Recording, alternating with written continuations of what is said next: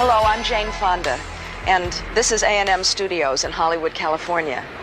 On the evening of January 28th, along with several other people, I was fortunate to be here and to witness an extraordinary event.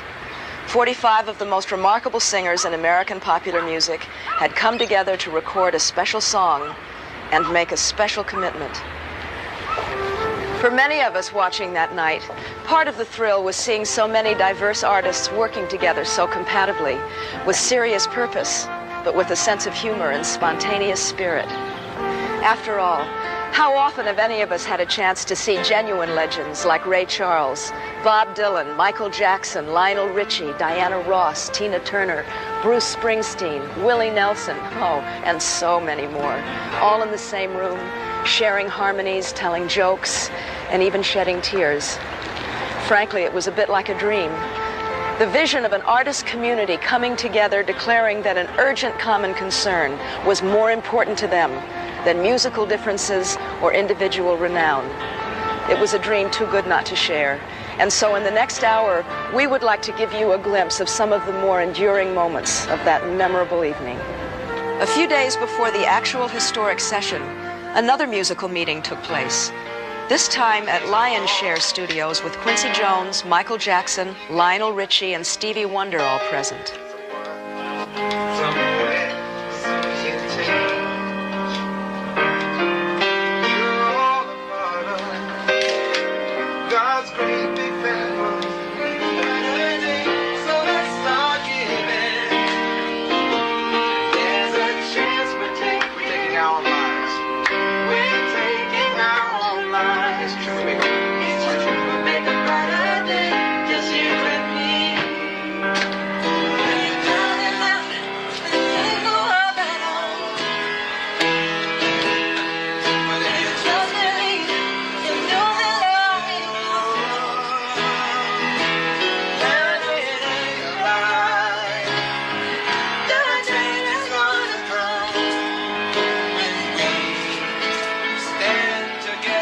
By the end of the session, it was clear that the song not only had shape and substance, but also had enough heart and soul to inspire the kind of affinity necessary to bind together so many diverse singers.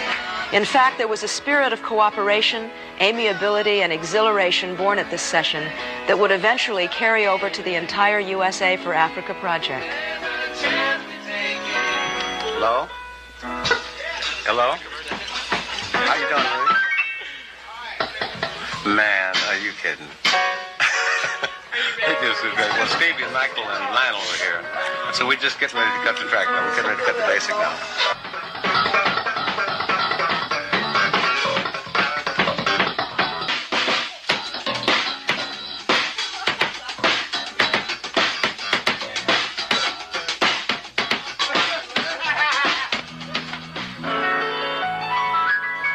The next night, Michael and Lionel recorded a final rough version of the vocals, while drummer John Robinson, bassist Louis Johnson, and pianist Greg Phillinganes laid down some basic rhythm tracks.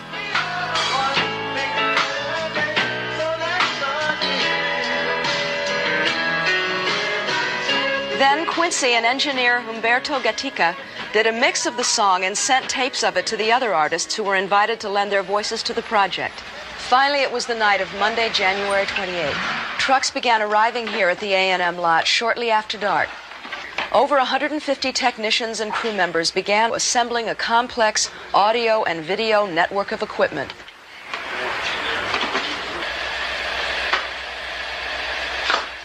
Nobody was receiving payment for their effort or materials. In fact, even the videotape you're now watching was contributed, and there was more than 45 hours worth of it used. Don't worry. By 8:30, A&M Studios had been transformed into the temporary capital of American popular music.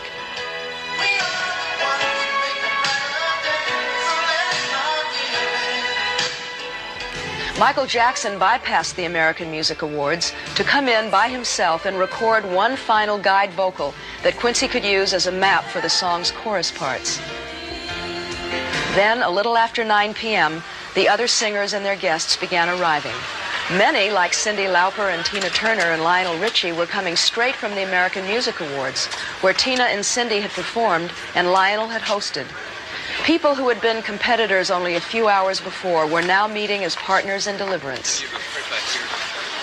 Others like Daryl Hall, John Oates, Paul Simon, Billy Joel, and Bruce Springsteen had flown in that same day. I'll be here. I guess that's where they leave me stay.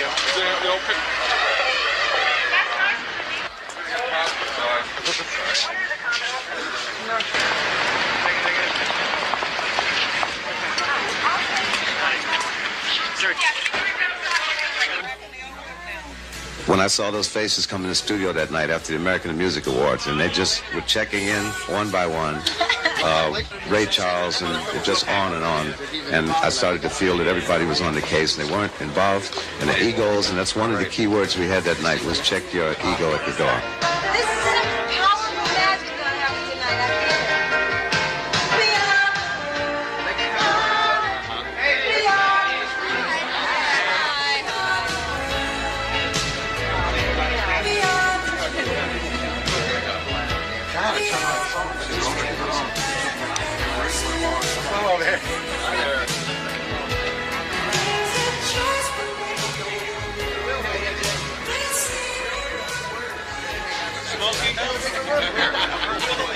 You saw artists that had just met for the evening, hugging each other or comforting each other. I will tell you, though, no one was intimidated.